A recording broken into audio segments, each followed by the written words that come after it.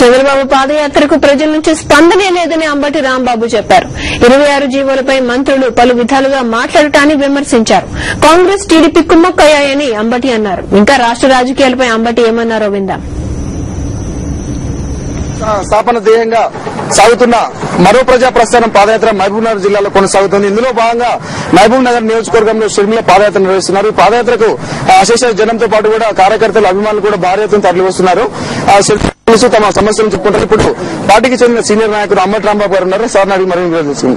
Sir చెప్పండి, ఇప్పుడు రాష్ట్రంలో పాదయాత్ర కొనసాగుతుంది కదా, షర్మిల గారు పాదయాత్ర చేయడం పట్ల ప్రజలు ఆమె పాదయాత్ర పట్ల తీవ్రమైనటువంటి స్పందన కనిపిస్తా ఉంది. ముఖ్యంగా మహిళలు, యువకులు, వృద్ధులు, అన్ని గ్రూపులకు సంబంధించినటువంటి ప్రజానీకం తెలంగాణ, రాయలసీమ ఈ ప్రాంతాల్లో కూడా అశేషంగా ఆమెని చూడటానికి రావడం, ఆమె పాదయాత్రలో పాలుపంచుకోవడం జరుగుతూ ఉన్నది.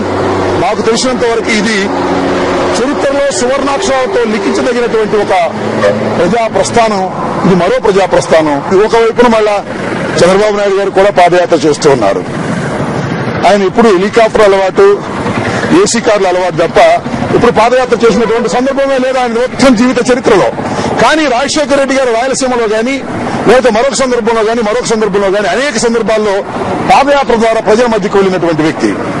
ఇవాళ వైఎస్ఆర్ కాంగ్రెస్ పార్టీ ప్రభంజనాన్ని చూసిన తరువాత ప్రజల్లోకి వెళ్లకపోతే తనకు కనీసమైనటువంటి గుర్తింపు కూడా రాదనే ఉద్దేశంతో ఈ రోజున ఆయన కూడా పాదయాత్ర చేయటం, నిజం చెప్పాలంటే అది వైఎస్ఆర్ కాంగ్రెస్ దెబ్బకు మాత్రమే భయపడి ఆయన పాదయాత్ర చేస్తున్నాడు. ఆయన పాదయాత్రలో వస్తున్నటువంటి స్పందన ఏంటో మనం చూస్తున్నాం.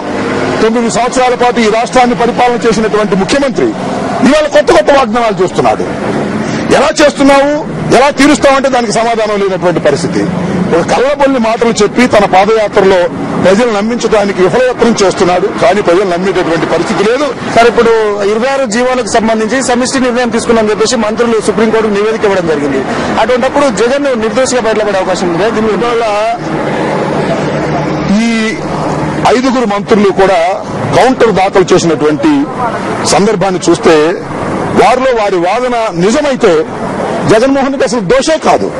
26 జీవోలు చట్టబద్దంగా విడుదల చేశాము, దానిలో ఏ విధమైన తప్పిదాలు లేవు అంటూనే జగన్మోహన్ రెడ్డి దీన్ని ఉపయోగించుకుని డబ్బు సంపాదించుకోవాలనే మాట మాట్లాడుతున్నారు.